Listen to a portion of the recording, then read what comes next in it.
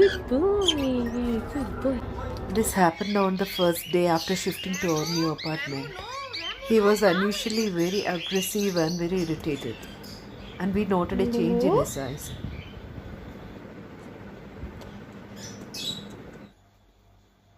Baby, what happened? He was okay until yesterday. I don't know what happened. Maybe he was hiding his sickness. We took him to the vet right away, but he passed away on the way.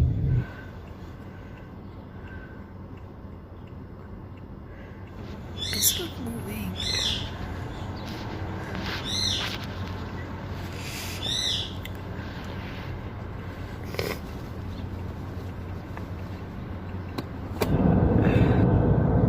My sweet boy.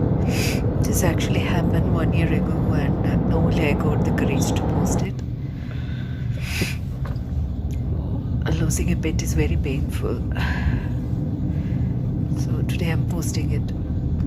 Rambo will always live in my heart, and I know he's happy in the heaven.